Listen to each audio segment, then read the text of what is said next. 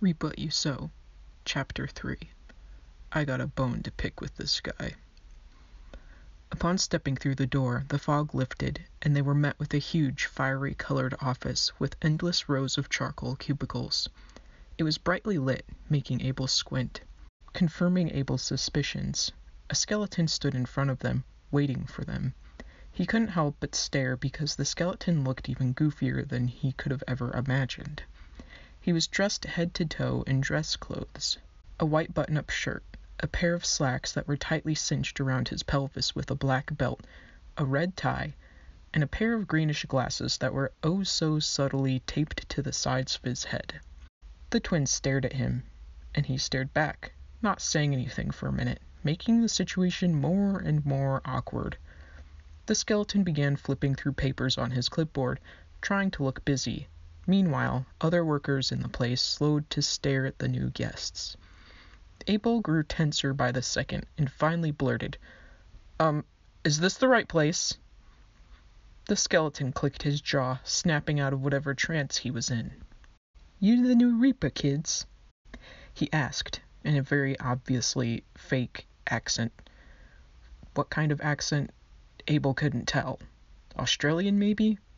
British. Whatever it was terrible.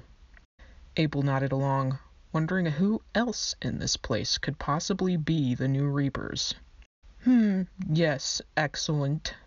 He marked a couple things on his pad of paper and snapped his head back up to them when he finished. "Follow me, youngsters. I'll be taking you to your new mentor. Rocco appreciates your willingness to offer your help for all eternity." The skeleton turned around to lead the way, and Abel noticed he had a name tag stitched to the back of his shirt that read, "Hi, my name is Marvin." The name looked like it had been written by a kid with a crayon. Stop saying it's going to be for all eternity. It's stressing me out," Abel said, unknowingly clenching his teeth. Marvin, still walking forward, swiveled his head around like an owl to face him. "Oh dear, did you not read the contract?" "We were never given a contract," Abel argued, stumbling over a lump on the scratchy red carpet, barely catching himself. Annoyed, he spit out a curse. "It was delivered to your minds," Marvin replied, holding a bony finger to his temple. "You would have gotten it the moment you asked for your applications." "How stupid do you think we are?" Abel jabbed a finger at Marvin, every muscle in his body feeling more and more tense while his head boiled with rage. Marvin tisked, whirling his head back in the right direction. And good thing, too, 'cause he narrowly dodged running into a cubicle. "They don't teach you telepathy in school anymore? What a waste." Abel breathed heavily, clenching his jaw. He made an abrupt gesture, pretending to wring Marvin's bony neck. Kane snorted and pressed his lips together, trying to muffle fits of laughter. They wove their way through the cubicle maze, eventually reaching some sort of end when they made it to a tall, black hallway, partially covered by a red curtain. Marvin swept the curtain aside, motioning for them to continue following him. Kane and Abel exchanged a glance, and then walked past the curtain and down the long corridor. Their sneakers squished on the sleek silver linoleum. Above them, the hallway was lit with rows of circular flicking lights, like an underground tunnel. Up ahead, 2 cloaks hung on a coat hanger. Odd placement, but who was he to question anything that happened here in Wonderland? Marvin swept his arms out in front of the cloaks. "Ta-da! Here's your very own Reaper robes. Hooray! Put them on, and you'll be assigned a mentor in the next room." When he took the robes in his hands, the material was thinner than he expected, but it was still a little stiff, kind of like a lightweight canvas. On the upper right of the cloak, his name was stitched on. He was glad the skeletons down here had enough of a brain to spell his name right. "Do I look intimidating in this?" Kane asked, striking a pose next to him in his new getup. Abel shrugged. "Looks like a dress." "Okay, but does it look badass, though?" "I guess. It's just, like, black and plain. I'll spice it up later. Maybe we'll get cool Reaper patches or something." "Doubtful. The boss likes to keep things basic and practical, Marvin butted in. Abel liked the idea of simplicity. All the add-ons Kane would want would be too much effort. So, who's this mentor of yours you were mentioning? Kane asks Marvin as they walk through another tall black door, entering a chrome hallway now. The boss sounded like he was interested in you two. You might be lucky enough to be mentored by one of the original Reapers. Hooray! One of the originals? Abel heard himself ask aloud. What would he want with us? Marvin shrugged. You think that gets passed on to me? I'm just a messenger. Yeah, speaking of, what's a party animal like yourself doing down here anyway, Marv? Kane asks, walking next to him. I beg your pardon? You know, skeletons. All you guys do is go wild, but here you are with, a job. Marvin didn't answer right away, seeming to mull over his options. He tugged at the collar of his pressed shirt. Party? I don't like to party, he replied, his fake accent wavering. Dude, you totally party. Why the job and the weird accent thing? Kane asked, snickering. Marvin stopped in his tracks, pivoting around to face him, and he put a finger up to his teeth and intended to make a shh sound, but since he didn't have lips, it came out more like sss. I told everyone I swore off partying. I'm clean now. I even gave myself a fake accent so I sounded more professional. He trailed off, as if unsure about the accent himself. Anyway, I'm now a respected individual around here, so don't screw this up for me, he begged. Abel didn't get it. Why did anyone need the respect of others to feel content? It sounded like Marvin was just playing a role to be treated normally.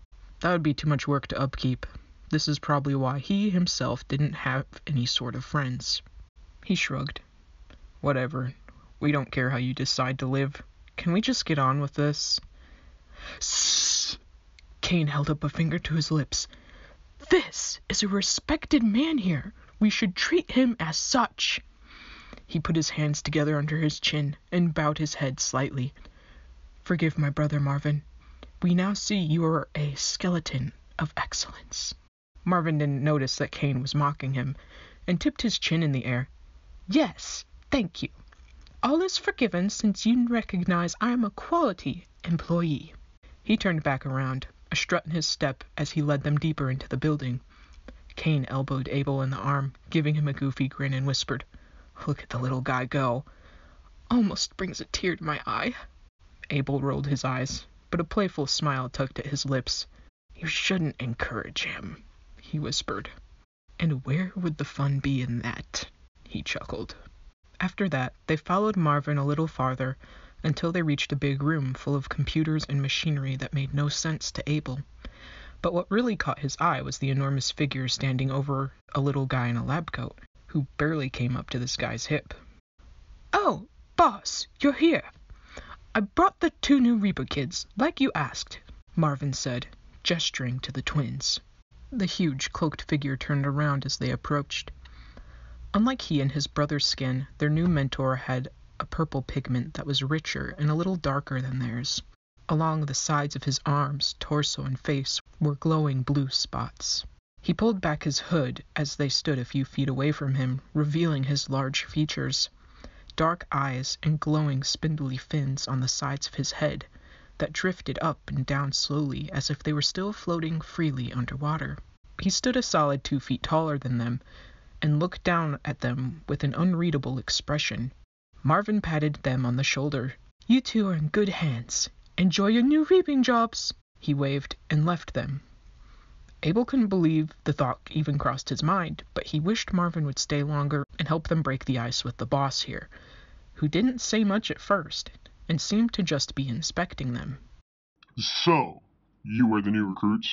He asked, his voice deep and booming, his thin lips pulled into a smirk, flashing his pointed teeth.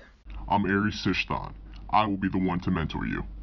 They both stared at him, and when Abel finally decided to speak, it was in a small voice. Erysichthon? To his surprise, Erysichthon let out a loud, bellowing laugh. Don't worry, no one can pronounce it. You can call me Eri. Now, His face dropped into a more serious expression again. are you ready to begin? I don't trust either of you with a weapon yet, but with my help, that will change soon enough. Eri. Abel could weep. He was so grateful the dude had a nickname. He was still hesitant, but Cain spoke up right away. Where do we start? Any other seasoned reaper would tell you to read and memorize the ancient books on reaping before you dare dabble in its magic. I, however, was never patient enough for words. His index and forefinger bent together, gesturing for the boys to follow him. We will learn by doing. Wait, anybody can just have reaper magic? I didn't know that's how reaping worked. Cain jogged along to keep up with Ares' enormous strides. Somewhat. In a way, one must be chosen. If they are accepted, they will be blessed with our unique power by the souls of those who have been reaped so long ago. Can reaping be messed up? I thought this was a pretty straightforward job. Wrong. Reaping is an art, and a serious one at that. The worst thing one can do is be laxed, which risks fragmenting a soul, which you cannot risk. This is why I will train you, and you will only be ready when I say so. That being said, are the two of you prepared for what lies next? He asked, partially turning his head to include Abel in the conversation. Definitely. I didn't know there was so much to this.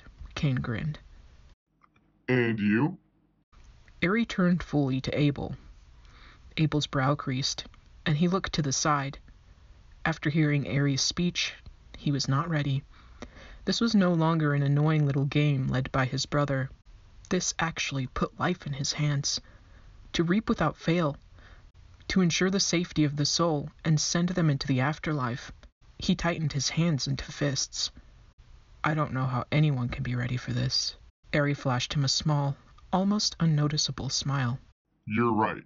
None of us are truly ready, but the responsibility must fall to someone. You understand the seriousness of the job and are exactly the type of reaper we need. He tried to pat Abel's shoulder comfortingly, but nearly knocked him over, not knowing his own strength. Rubbing his shoulder, he pressed his lips together in a thin line while his mind swam. He lived his life completely stress-free before this. He didn't know if he should be doing this, despite what Ares said. He was a simple, undead guy who enjoyed solitude and generally just being lazy. Doing what he wanted, when he wanted. Taking this job would be releasing all of that, and doing something that actually mattered. It felt scary, yet almost like something good he could do. For the first time in a long time, he almost felt hopeful.